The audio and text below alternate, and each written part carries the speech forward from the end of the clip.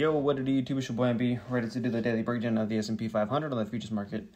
Today is Monday, April 15th, 2024, and today was kind of a tricky day because we had the news over the weekend of the Israel and Iran conflict.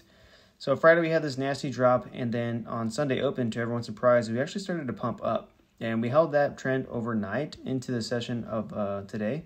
So let me break it down for you. So we had the supply zone that we didn't quite approach during the opening session. We got really close, and then we had this nasty dump. So we ended up retracing this whole news candle right here, and it never gave us an opportunity to get back in at this level of support.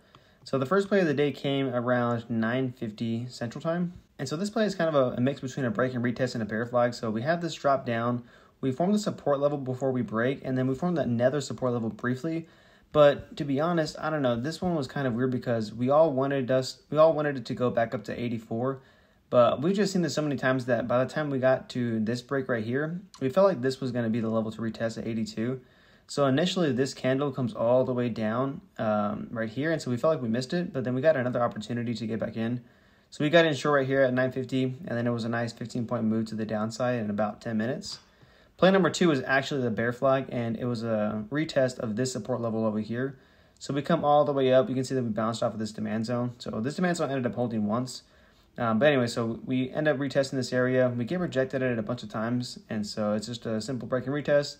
But this is probably the better bear flag, and so you can see this was the move. It was about a 38% retracement, so a Fibonacci tool from the top to the bottom, extended over.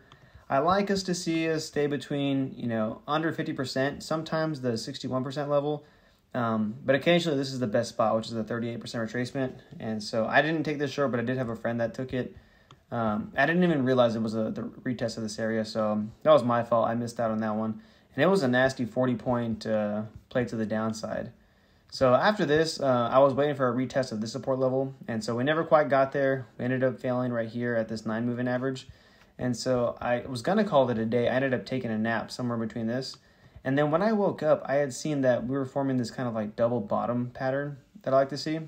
And so I was going to take a long right here, but I was like, you know what? I already called it a day. I'm just going to go back to bed. And so I ended up, falling back to sleep, but then my phone kept, going off. And so I couldn't go back to bed. I wake up and then I see that, of course, there was a 20-point move to the upside. And so then that's when I noticed that it was that same Wyckoff manipulation pattern, but on the downside. So if I show you real fast, so this is the same Wyckoff pattern. It's just an accumulation schematic. And so this just means that it's going to go back to the upside. And so without getting too technical, I waited for this 1 minute breakout down here. And really it was a 5-minute close. But I waited for the 1 minute candle to have a nasty break of the support level. And then I got in on this next candle around 96. And then so from 96, it ended up pushing up about 15 points. But it was right before the close. So this play still has a lot of time to develop. And we'll see if it happens in the overnight session or if we just fail and keep going lower. But regardless, I was able to catch a nice 10-point move to the upside off of this this bottom pattern. So whether it ends up playing out or not, it ended up working out for me. But yeah, those are pretty much the best 3 plays of the day. Number 2 obviously was the only play you really needed to take. You just had to be patient enough to take it 2.5 hours after the market opened. But it was 45. Actually, it was more than 45 points. I'm just saying that it was 45 from the actual measured move. But you could have caught a lot more. But yeah, that's pretty much it. So we'll see how the market continues to react off of this Israel and Iran stuff. But no matter what happens, if the market goes up or down, we're going to make our money. So catch you tomorrow. I love you.